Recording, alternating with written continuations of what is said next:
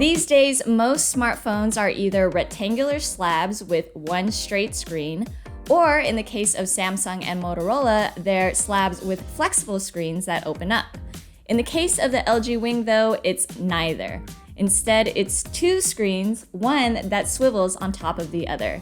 Yes, it's weird, yes, it's probably going to be expensive, but it's not as crazy and useless as you might think. This is the LG Wing.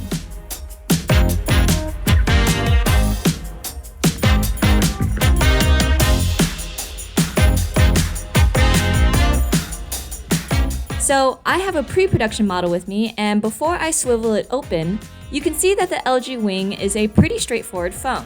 It has a large 1080p display, wireless charging, and an in-screen fingerprint reader. But it's also missing a few things that other LG phones usually have.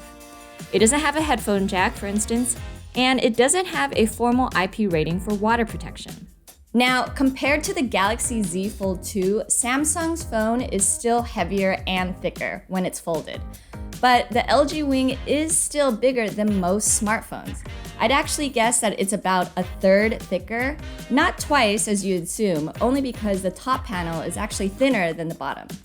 When it comes time to open it up, you gotta make sure it's in your right hand because it only rotates one way. As a left-hander, I was very confused in the first time when I received my unit because I thought mine was stuck, but no. LG estimates that the phone is durable enough to survive 200,000 rotations over the course of 5 years. If you want more protection, LG is working on cases, but those will undoubtedly add more bulk. Now, while I don't recommend going buck wild and ripping these two displays apart, I also didn't feel like I needed to be any more careful with the phone than any other premium phone. Multitasking is the most obvious benefit, like watching YouTube while looking up something on the web, or you can have maps open in your car while controlling music, or you can make plans with a buddy on the phone while checking your calendar for an available time. If you find yourself opening the same pairs of apps, you can customize it so they'll launch together quickly.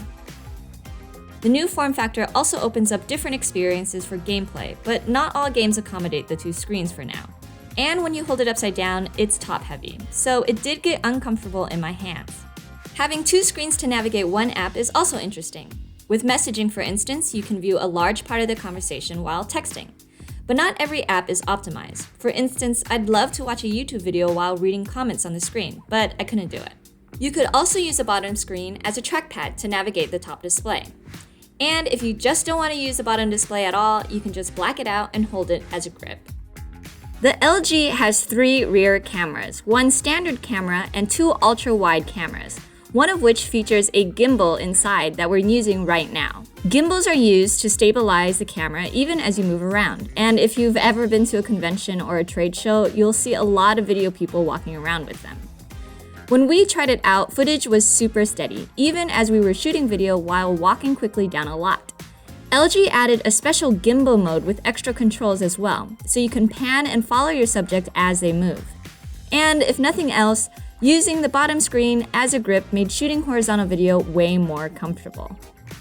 On the top edge is a 32 megapixel camera that's inside the phone and pops up when in use. We've seen this tech before in the OnePlus 7 Pro and Vivo and Oppo phones, so it keeps the display continuous and uninterrupted.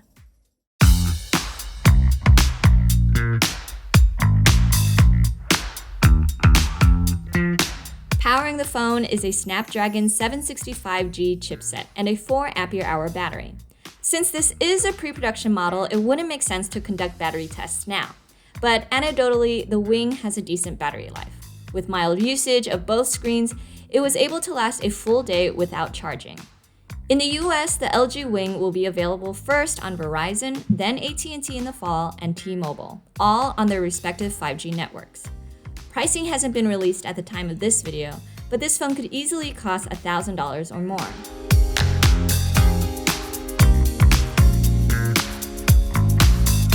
The LG Wing isn't going to be for everybody, and LG knows this. Its design and its potential price is going to get many people to write it off. But I appreciate the company's willingness to experiment, especially given the sea of identical phones out there. Also, swivel phones themselves aren't exactly new. They were around back when physical keyboards for phones were a thing. I think LG thoughtfully applied that design to this current era of smartphones. Whether or not people are willing to pay and give its vision a shot, however, is another question. That's it for now. Come back to CNET when we get the full review going. And in the meantime, check out the rest of our channel for more videos on tech. Stay safe, be well, and I'll see you next time.